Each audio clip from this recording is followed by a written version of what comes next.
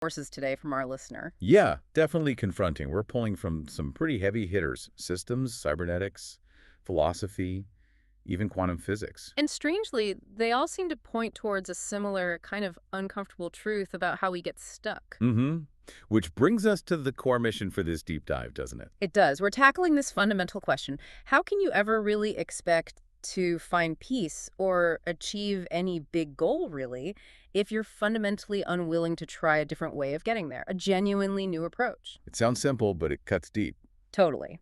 So we're going to unpack what the sources call systemic and personal stagnation. We'll look at the radical shift needed to break those patterns. And, crucially, why the way we often search for peace, using those old, familiar, maybe even failed methods, can actually become the biggest roadblock to peace. It's dense stuff, no doubt. But we've got a great guide in Stafford Beer, the cybernetician. His work gives us a kind of scaffolding. Yeah, scaffolding's a good word. It helps understand the structural problems, the sort of neuroses, in how systems govern themselves. And that applies to governments, big organizations. Or and to us, to the individual trying to find their way. Absolutely, to the internal governance of the, let's call it the seeking soul. Beer forces us to see stagnation not just as a lack of willpower, but as an organizational, a systemic issue. Okay, let's dive into that. This structural failure. Beer identified this temporal fixation. Beer wasn't just theorizing, was he? He looked at actual systems. Right. Big ones, like governments in the UK and US major companies. Right, empirically. Yeah. He found hard, measurable evidence that these huge, complex systems consistently operate with, get this, a demonstrable 6-month lag behind reality. 6 months. That sounds huge. What does that actually mean in practice? It means the mechanism they use to make decisions is fundamentally flawed. They're trying to predict and navigate a dynamic, constantly changing present. Using data that's already half a year old. Exactly. Static data from the past. Critical decisions about the future are being based on yesterday's reality, or rather, the reality of 6 months ago, which, might as well be ancient history sometimes. Wow. Okay, so that creates what you call the rearview mirror problem. Precisely. The system is hurtling forward, but its primary gaze is fixed firmly on what's behind it. Think about driving a car like that. Yeah, you'd crash. It's inevitable. Mathematically guaranteed, as Beer saw it. His conclusion was stark, almost brutal. About systems constantly chasing reality with these outdated maps, he just said, that's why nothing works. That's why nothing works. Oof. It's a heavy conclusion, but it makes a certain kind of grim sense, doesn't it? That time lag, that fixation on the past, it basically builds failure into the system. It does, because the system is always reacting to a world that's already moved on, sometimes in fundamental ways. So let's bring this down to the individual level. The seeker trying to find peace, or maybe overcome anxiety, or just feel better. This same lag becomes what the sources call a temporal neurosis. Yeah, it's like a clinical diagnosis for a system, in this case, your personal system, that just cannot let go of its history. It's stuck looking back. So if I'm trying to deal with my stress today, You're likely using strategies, mental maps, emotional patterns that you developed for a previous version of your life, a previous environment, maybe a previous relationship, a previous job. but things are different now. My stress might have different roots. The context is different. Precisely. The territory has changed, maybe profoundly, Yeah. but you're still trying to navigate it with the old map. But isn't there something to be said for persistence? For sticking with a method? Doesn't just trying the old thing harder show commitment? It shows commitment, all right? Commitment to the past, not commitment to adapting to the present. And that's why the sources label it a neurosis. Okay. It's not just a simple mistake in choosing a strategy. It's deeper. It's a neurotic fixation on the history of the symptom.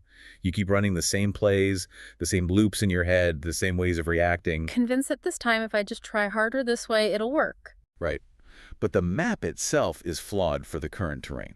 The territory is shifted, so that tenacity, it actually becomes the trap itself. That sounds, yeah, almost tragic. Which leads us to this really interesting kind of poetic concept from the sources, the idea of the fool. Ah, yes. There's that striking line.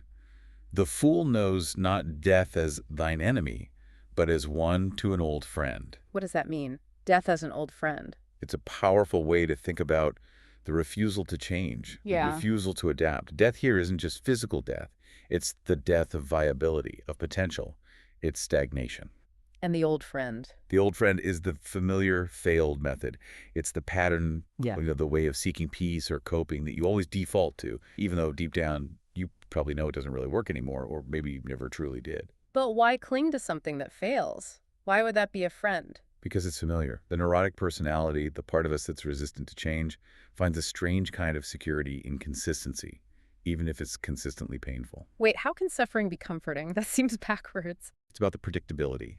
It's the difference between a known, predictable kind of suffering versus the unknown terror of stepping into something completely new. Ah, okay. So the old way, even if it leads to feeling stuck or anxious, you know that feeling. Exactly. You know the shape of that suffering provides comfort and security from the familiarity of its suffering. The outcome, emotionally, is predictable. Trying something radically new, that's stepping into the unknown. The outcome is uncertain, and that can feel terrifying. So the old stuck pattern feels safer, paradoxically, because it's known, even if it's ultimately destructive. Constructive to your long-term viability, your potential for real peace, and this clinging, this repetition in a world that demands change. The sources are clear about the consequence. It leads inevitably to a slow death spiral. A slow death spiral. That sounds ominous. It's the cybernetic outcome. It's not usually a sudden crash, but a gradual wearing down, a slow dissolution of viability, of options, of energy. The system just grinds itself down, running an outdated program against a new reality. Stagnation slowly suffocates the possibility of finding what you're seeking. And this whole dynamic seeking stability by clinging to the past, which actually guarantees long-term decline. This is the core issue Beer tried to address with his viable system model, the VSM. Precisely. If the rearview mirror problem is the disease, the VSM is his diagnostic kit, and maybe even part of the cure. #tag2.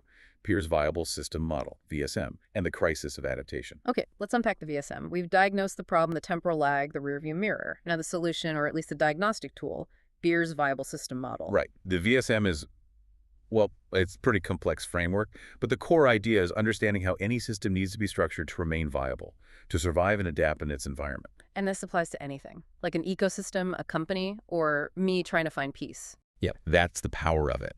From a single cell to the global economy, and yes, absolutely to you, the individual seeker. It's about the universal principles of viable organization. It's often described using that Russian nesting doll analogy, right? That fractal recursive structure.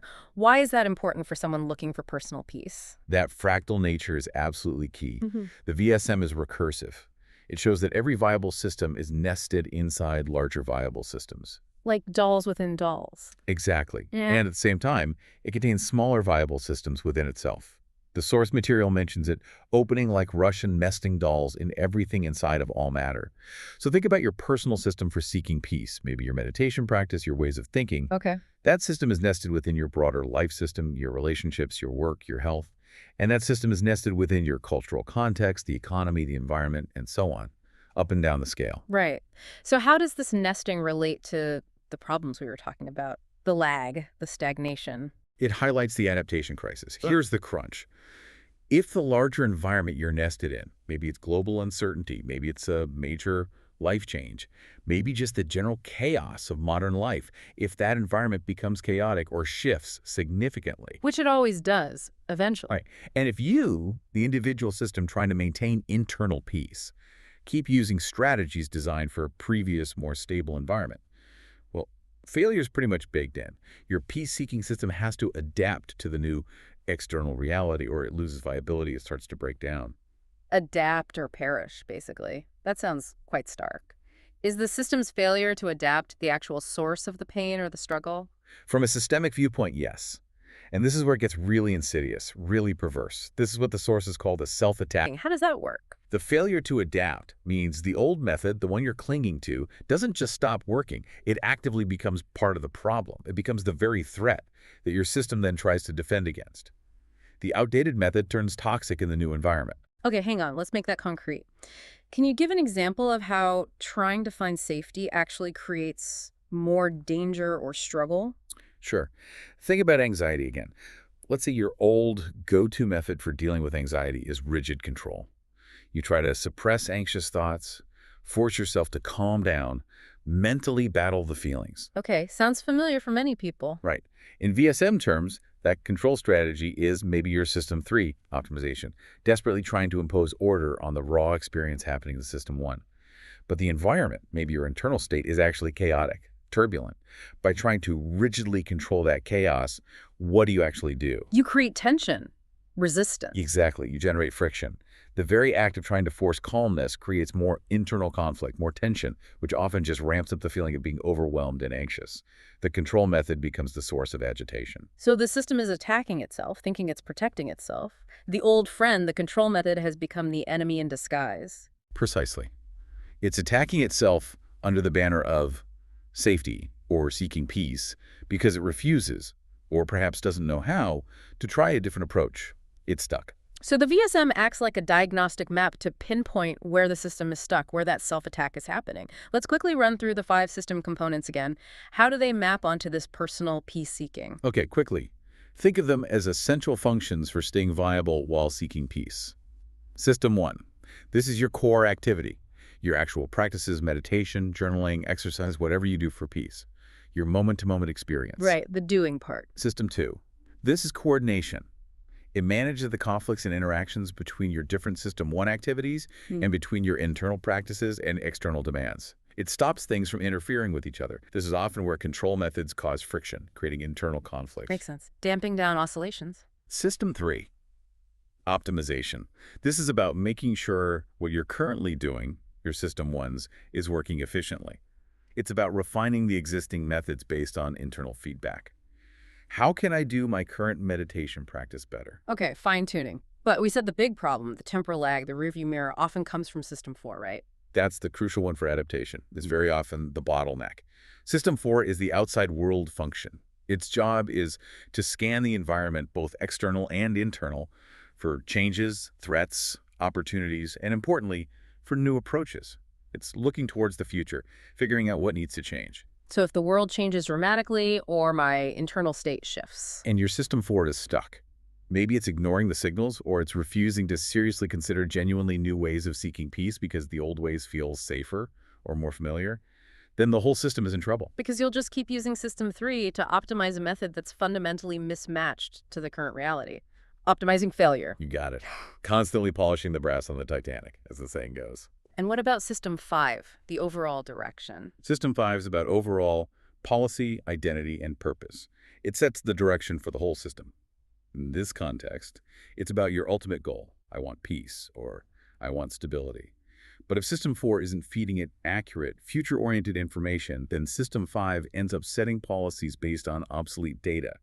The goal piece is being pursued using failed strategies because System 4 isn't doing its job of finding new strategies fit for the present. So the VSM, through its recursive nature, points to the solution. Find which function is stuck. Often System 4's failure to scan for and embrace novelty, and the instruction is almost deceptively simple. Try differently there. Exactly. Don't just try harder at the old thing. Interrupt the pattern of repetition at the systemic level where the blockage is occurring. You need to fundamentally change the approach, not just tweak the failing execution. Okay, that provides a powerful structural lens, but it still begs the question, why is it so hard to let go of that old, failed method? Why does that neurotic pattern grip us so tightly, even when we see it's not working? Now we need to go deeper than just structure. We need to look at the fields of memory and the constraints we place on ourselves. Hashtag tag 3, the hindrance of outdated seeking methods. To understand that stickiness, we have to look beyond just the immediate system failure. The sources bring in concepts like morphic entrapment. Okay, that sounds intriguing. This comes from Rupert Sheldrake's work on morphic resonance, doesn't it? The idea that systems inherit memories or habits through a kind of field. Precisely. Think of it like this. Past struggles, maybe ancestral patterns of coping with hardship, personal histories of failure, even cultural narratives about suffering and how to deal with it. Yeah. Sheldrake suggests these create a kind of memory field. A field that influences present behavior. Yeah, it sort of tunes the system towards repeating certain patterns. Yeah. So if you're trying to find peace using the same old way, maybe through extreme self-discipline or intellectual detachment or whatever your default is, you might actually be resonating with these old inherited patterns. So I'm not just repeating my own habit, I might be tapping into, like a family pattern or a cultural script for seeking peace. That's the implication. You're actively reinforcing ancestral patterns of seeking. that perhaps never really worked effectively in the first place. Not for your ancestors, and certainly not for you in your current unique context. Wow. So that old friend, the familiar failed method, isn't just my old friend. It might feel familiar because it's resonating with something much older, much deeper. That adds a lot of weight. It really does. Yeah. It makes the pattern much harder to break just through willpower.